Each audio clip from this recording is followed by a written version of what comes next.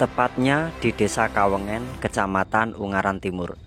Desa ini hampir berdekatan dengan perbatasan dengan Kabupaten Demak, yaitu Kecamatan Meranggen. Awal mula belusukan pertama kali hanya menemukan situs cagar budaya berupa watu pawon, yaitu sisa-sisa bangunan pemujaan kuno yang disebut dengan candi. Situs watu pawon hanya menyisakan beberapa material pada bangunan candi, yaitu komponen-komponen yang diduga bagian dari kaki candi. Selain itu, situs watu pawon juga menyisakan satu buah bagian terpenting dalam bangunan pemujaan kuno, yaitu yoni. Yoni merupakan alat atau sarana untuk pemujaan Hindu Siwa yang memiliki pasangan berupa lingga. Di samping itu, di lokasi ditemukannya watu pawon atau punden watu pawon terdapat juga arca nandi. Dari hasil belusukan pertama kali, akhirnya pada waktu itu juga mulai dipublikasikan tentang pengenalan situs cagar budaya yang berada di Watu Pawon. Seiring berlalu berjalannya waktu, akhirnya situs Watu Pawon pun sempat menjadi perbincangan di media sosial. Dengan berjalannya waktu, pada dasarnya warga setempat mulai memperbincangkan tentang situs-situs kuno yang berada di daerah tersebut. Yang pertama diketahui yaitu situs Watu Pawon. Muncul pula cerita-cerita rakyat menunjukkan keberadaan situs-situs lainnya.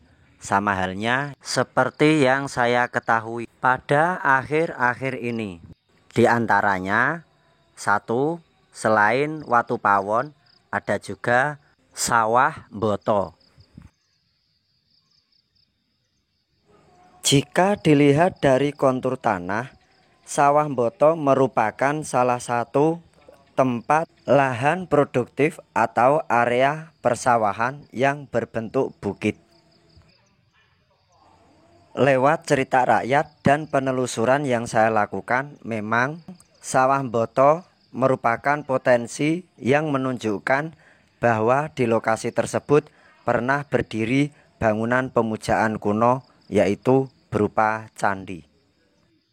Sebagai bukti atau penguat salah satu bukti, yaitu ditemukannya beberapa panel batuan lepas berbentuk kotak persegi panjang dengan ukuran lumayan besar.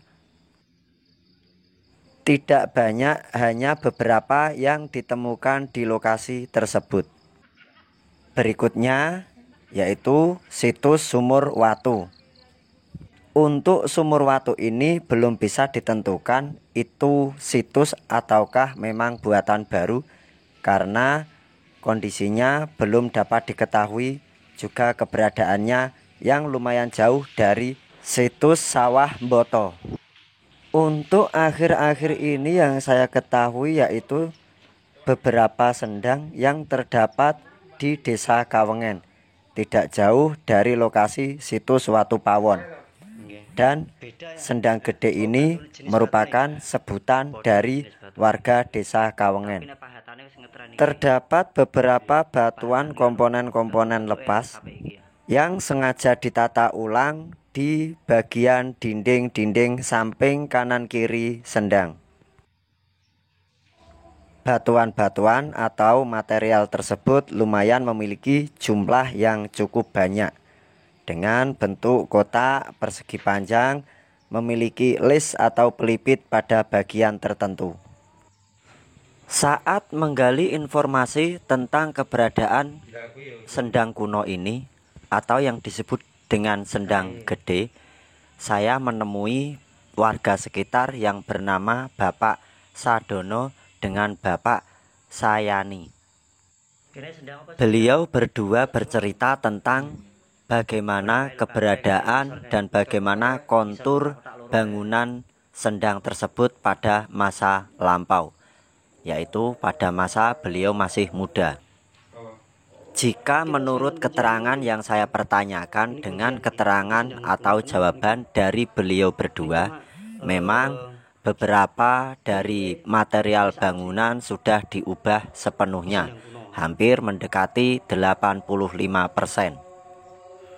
Terutama dan yang paling penting pada lantai bagian luar sendang sudah ditutup dengan material pasir yang dicampur dengan semen atau yang disebut dengan dicor. Keberadaan sendang gede ini berada di sisi sebelah selatan jika saya mengurutkan dari arah mata angin, yaitu lebih tepatnya di bawah pohon beringin besar, pohon asem, dan pohon pule. Menurut cerita dari Bapak Sadono dengan Bapak Sayani, sendang tersebut walaupun di daerah-daerah lain tertimpa musim kemarau sampai tidak memiliki air, namun sendang ini tetap memancarkan air dengan derasnya dan bening.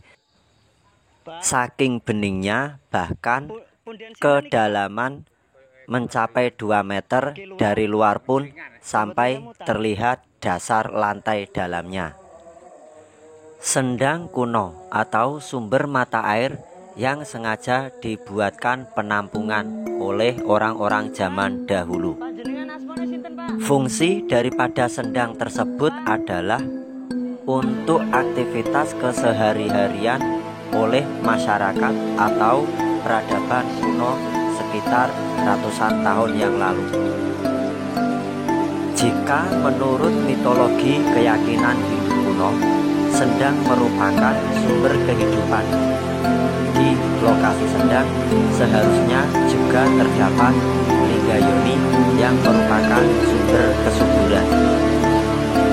Tidak berbeda jauh dengan petirtaan yang memiliki kesamaan fungsi, sendang seharusnya dengan radius 500 meter seharusnya berdiri bangunan candi atau pemujaan kuno.